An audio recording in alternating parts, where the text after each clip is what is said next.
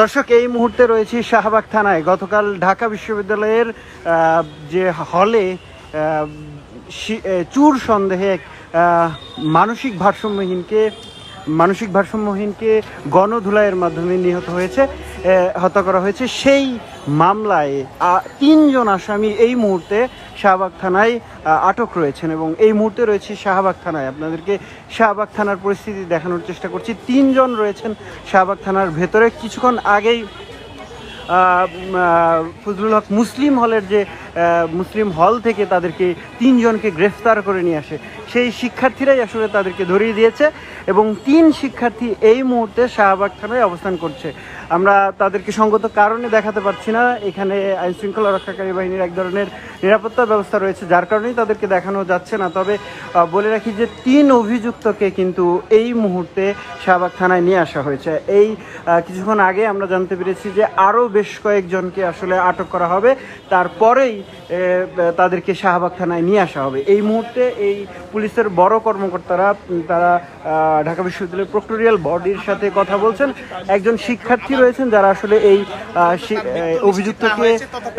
অভিযুক্তকে নিয়ে আসতে সহযোগিতা করেছে, তার বক্তব্য হয়েছে এবং হচ্ছে তার মৃত্যু নিশ্চিত করেই তাকে ছাড়া হয়েছে এবং পুরো আবরার স্টাইলে। আপনি যদি তার ছবিটা ভিডিওটা দেখেন আর আবরারের সাথে যদি মিলান, দেখবেন যে শহীদ আবরারের গায়ে যেরকম ভাবে টর্চার করা হয়েছে এই ছেলেটার গায়ে সেরকমই টর্চার। আমরা একটি তথ্য পেয়েছি যে এরা ছাত্রলীগের কর্মী বা ছাত্রলীগের পদে আছে। এটা আসলে ছাত্রলীগের একজন সম্পাদক আছে জালাল ছেলেটা, আর আরো বাকিরা হচ্ছে ছাত্রলীগের কর্মী। তারা হচ্ছে একসময় অ্যাক্টিভলি ছাত্রলীগ করতো, এখন হচ্ছে তারা সাধারণ শিক্ষার্থী হিসেবে হলে আছে আর কি। সাধারণ শিক্ষার্থীর ভং ধরেছে মূলত, তারা হলে থেকে এই সন্ত্রাসী কার্যক্রম চালাচ্ছে। আসলে এই বিষয়ে আপনার ঢাকা বিশ্ববিদ্যালয়ে যারা শিক্ষার্থী আছেন তারা কোনো পদক্ষেপ নিচ্ছেন কিনা? এই যে অনাকাঙ্ক্ষিত ঘটনাগুলো একের পর এক ঘটে যাচ্ছে আন্দোলনের পরে, এই বিষয়ে আপনারা কিছু ভেবেছেন কিনা? জি, আমরা সর্বোচ্চ সতর্ক আছি এই ধরনের ঘটনা যেন না ঘটে। ঢাকা বিশ্ববিদ্যালয়ের শিক্ষার্থীরা বরাবরই এই দেশের প্রতিনিধিত্ব করে। দেশের সকল আন্দোলন, স্বাধীনতা সংগ্রাম সবকিছুতে ঢাকা বিশ্ববিদ্যালয়ের শিক্ষার্থীদের অবদান অনেক বেশি।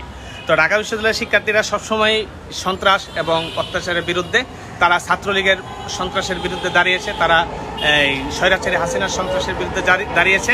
এখন ঢাকা বিশ্ববিদ্যালয়ের শিক্ষার্থীরা সবাই তাদের বিচার চায় এবং যে যেখানে যেভাবে পারতেছে খুনিদেরকে ধরে দেওয়ার চেষ্টা করতেছে। অভিযুক্তদেরকে ধরলেন কিভাবে? অভিযুক্ত হচ্ছে আমার ছোট ভাইয়ের কাছে হেল্প চাইছিল, সে আমাদেরকে এই সন্ধান দিয়েছে যে সে তার কাছে হেল্প চাইছে। তো সে তার বিবেকের তাড়নায় আমাদেরকে সে জানাইছে এবং আমরা তাকে নিজে আত্মসমর্পণ করছে। সে নিজে আত্মসমর্পণ করে নাই, সে তাকে পালাইতে হেল্প করার জন্য সে ওখানে গিয়েছে। অনেকেই বলছে যে যাদেরকে আপনারা ধরছেন তাদেরকে পুলিশ দিয়ে ধরানো উচিত, আপনারা ধরলে আপনারা যদি তাদেরকে আবার সেই স্টাইলে পিটান বা তাদেরকে যদি মৃত্যু করলে তারাও ঢলে পড়ে আপনাদের পিটানিকে, এটা আসলে না। আমরা অবশ্যই দেশের প্রশাসন আছে, বিশ্ববিদ্যালয়ের প্রক্টোরিয়াল টিম আছে, প্রশাসন আছে। আমরা তাকে ধরার আগে বিশ্ববিদ্যালয় প্রশাসনকে জানিয়েছি যে স্যার আমরা এই একটা ছেলের ইনফরমেশন আছে, আমরা ওরা ওখানে নিয়ে আসতেছি। স্যার বলছে যে তোমরা তাকে শাহবাগ থানায় নিয়ে যাও এবং আমরা হচ্ছে তার গায়ে একটা আচরও দেইনি। আমরা তাকে অত্যন্ত সুন্দর, আমরা তুই করার কোনো সম্বোধন করি নাই, আমরা তাকে আপনি করে সুন্দর করে আমরা নিয়ে আসছি। আমাদের অনেকেই দেখছেন আমরা তাদের গায়ে কোনো হাত দিইনি। কালকে যখন এই অনাকাঙ্ক্ষিত ঘটনা ঘটছিল সেখানে কিন্তু প্রক্টোরিয়াল বডি বা প্রশাসনের লোকজন, হল প্রশাসন কিন্তু ছিল, তারা কিন্তু সেখানে কোনো বাধা প্রদান করেনি। এটা কেন করেনি? আমরা শুনেছি যে প্রশাসন বাধা প্রদান করতে গিয়েও পারেননি এবং এখানে প্রশাসনের একটা নীরব ভূমিকা ছিল। হয়তোবা হত্যাকাণ্ডের পিছনে তাদের কোনো ইন্ধন ছিল না, কিন্তু তারা হয়তো ভাবতে পারে না যে এরকম একটা হত্যাকাণ্ড ঘটে যাবে। বাধা প্রদান করে পারেনি, এটা কি তাদের ব্যর্থতা না? অবশ্যই ব্যর্থতা। বিশ্ববিদ্যালয়ের প্রশাসন এখন কোনো ক্ষেত্রেই সফলতা দেখাইতে পারেনি এই পর্যন্ত। বিশ্ববিদ্যালয় প্রশাসন সব ক্ষেত্রে ব্যর্থতার পরিচয় দিচ্ছে। বিশ্ববিদ্যালয়ে যে আপনার বিশৃঙ্খলা হচ্ছে, বিশ্ববিদ্যালয়ে কোনো নিয়ম কানুন হচ্ছে না, এটা বিশ্ববিদ্যালয় প্রশাসনের জন্য দায়ী। আচ্ছা, কতজন লোক এর সাথে অভিযুক্ত হইতে পারে? আমরা ধারণা করি যে 15-20 জনের মতো থাকতে পারে। আর ওরা বলতে চাচ্ছে যে এটা একটা গণদোলাই সবাই মেরে ফেলছে। এখন ওরা ব্যাপারটাকে পুরা হলের শিক্ষার্থীদের কাছে দিয়ে দিতে চাচ্ছে যে হলের সবাই অপরাধী যদি আমরা অপরাধী। কিন্তু আমরা জানতে পেরেছি যে সবাই এখানে ছিল না, কয়েকটা ছেলে ছিল, 15-20 জন। এরা হচ্ছে মূল তাকে হত্যাকাণ্ডের বিশৃঙ্খলা সৃষ্টি করছে। আমার নাম হচ্ছে শরীফউদ্দিন সরকার, আমি আরবি বিভাগের মাস্টার্সে আছি।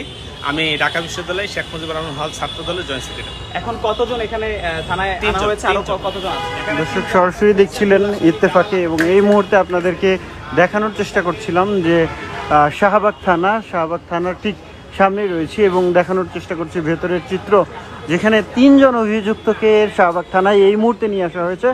জানানো হয়েছে যে আরও বেশ কয়েকজনকে আটক করে, যারা অভিযুক্ত রয়েছেন আরও বেশ কয়েকজনকে আটক করে শাহবাগ থানায় নিয়ে আসা হবে এবং তারপরেই আসলে পুলিশের পক্ষ থেকে আনুষ্ঠানিক এক ধরনের সংবাদ মাধ্যমকে জানানোর যে সংবাদ মাধ্যমকে জানাবেন এমনটাই জানা গেছে।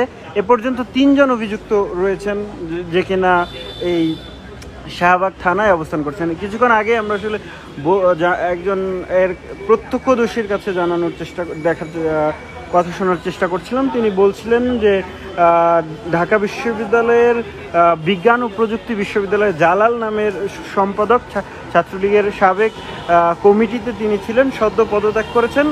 সেই পদত্যাগ করা নেতার নেতৃত্বেই এই হত্যা হয়েছে বলে তিনি অভিযোগ করছেন এবং অভিযুক্ত যে যুবক, সেই যুবকের ফজলুল হক মুসলিম হলের যে চুর সন্দেহে যে হত্যা, সে হত্যার ঘটনায় শাহবাগ থানার এজাহারও কিন্তু করা হয়েছে। সেখানে বিশ্ববিদ্যালয়ের অ্যাসিস্ট্যান্ট অফিসার মোহাম্মদ আমানুল্লাহ পরে এজাহারটির মামলা হিসেবে গ্রহণ করা হয়েছে এবং 19 তারিখ আজকে থানার ভারপ্রাপ্ত যে কর্মকর্তা ওসি AKM শামসুজ্জামান এটি গণমাধ্যমকে নিশ্চিত করেছেন এবং তিনি বলেছেন যে এই এজাহার অনুযায়ী 8:30টার সময় একজন যুবক ঢাকা বিশ্ববিদ্যালয় ফজলুল হক গেটের সামনে সন্দেহভাজন হিসেবে ঘোরাফেরা করছিলেন। এই সময় বিশ্ববিদ্যালয়ের কিছু ছাত্র তাকে আটক করে প্রথমে ফজলুল হক মুসলিম হলের মূল ভবনের গেস্ট রুমে নিয়ে যায় এবং মোবাইল চুরি করেছে বলে এলোপাতারি চড় থাপ্পড় ও কিল ঘুষি মারে। জিজ্ঞাসাবাদে তার নাম জানা যায় তোফাজ্জল হোসেন বলে, তোফাজ্জল বলে জানা যায় ওই যুবকের নাম এবং সেই যুবক মানসিক ভারসাম্যহীন বলে জানা গেছে। পরে বুঝতে পারে ক্যান্টিনে এই যে যুবক, যাকে আসলে ফজলুল হক মুসলিম হলে হত্যা করা হয়, সেই যুবককে প্রথমে মারপিট করা হয়, শারীরিকভাবে লাঞ্ছনা করা হয়, তারপরে আবার খাওয়ানো হয়, তাকে রাতের খাবার খাওয়ানো হয়, তারপরে আবারও ভর পেটে রুমে নিয়ে জানালার সঙ্গে পেছনে হাত বেঁধে স্ট্যাম্প এবং হকি স্টিকের মাধ্যমে লাঠি দিয়ে উচ্ছৃঙ্খল কিছু ছাত্র বেধড়ক পেটান এবং সেটাকে বলা হয় যে গণধুলাই হিসেবে চালিয়ে দেওয়ার চেষ্টা করছিলেন, যেটা কিছুক্ষণ আগেই শুনছিলাম আমরা ঢাকা বিশ্ববিদ্যালয়ের এক শিক্ষার্থীর কাছ থেকে।